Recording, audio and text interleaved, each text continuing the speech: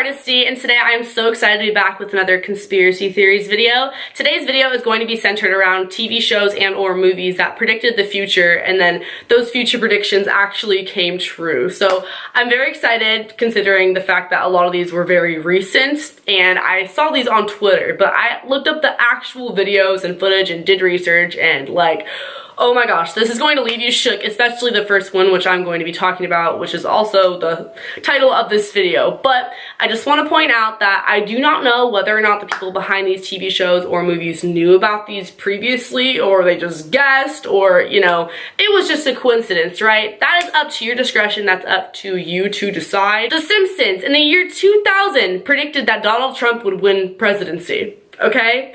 That sounds a little ironic. Okay, whatever, yeah, 16-year difference, that's what's crazy, right? No, this is the part that left me shook. In this clip, you will notice that Donald Trump in real life, and then the cartoon version 16 years ago on the Simpsons episode, they are riding down an escalator, but take a look at their hand gestures. They are waving with the same arm to the crowd, and then with the other arm, they are signaling. Pretty much at the same time in both real life and the character version 16 years ago. The version in real life, that was him the day that he announced his presidency, that he would be running for office, okay? Take a look at the sign in the background. It falls around the same time, and the person holding the sign seems to be wearing the same outfit as the person in real life, as well as the person next to them in the cartoon version as compared to the real life version. Very similar outfits. The bodyguards are in the same position. I don't know about you, but that creeps me out. That left me feeling very eerie. That gave me chills. I don't know if that was a paid actor or not in the real sketch versus the comedic one on The Simpsons. I don't know. I don't know how that's coincidence, put it that way. And many may argue that it is, but try to tell me that once I'm through with this video, because there's a lot more where that came from. Illuminati symbolism? Maybe so. Which brings me to our second conspiracy theory movie that predicted the future, which is actually Back to the Future, which came out in the 1980s, a very popular movie. And in that movie, when they were time traveling in the future and the past, the Cubs won the World Series in 2015.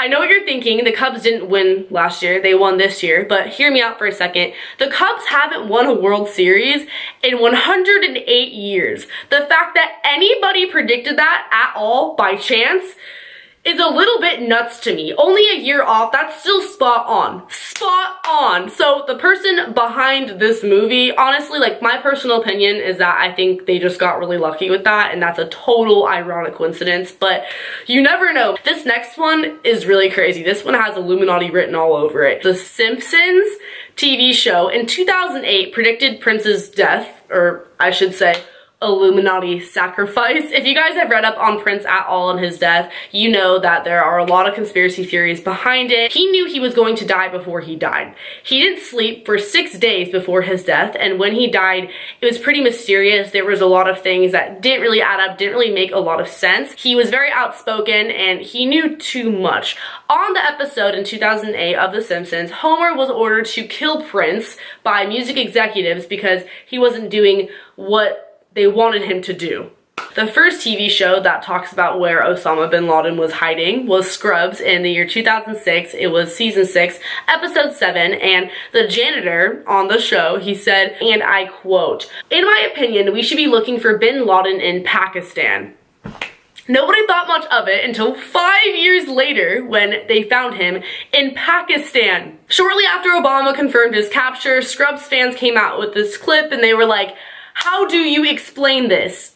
How did they know this ahead of time? Is there something you guys aren't telling us? Like, they literally called out on national television. The writers of the show, they came out and they were like, honestly, we just got lucky. That just was a coincidence. But was it though? Was it really? All these TV shows combined really makes me kind of aggravated how all these people just had really good luck guessing. This next one is probably one of the most accurate that I will be talking about in this entire video. It is Family Guy predicting the Boston bombing in 2013, 29 days before it happened. The Boston Massacre took place April 25th, 2013. 3 people died, a bunch were severely injured. There were also shootings after the bombing, and that happened on the show with Peter. Peter, he was on the phone and then it set off a bomb, and then yeah, you might think, okay, whatever, that's sort of a coincidence. The show takes place in Massachusetts.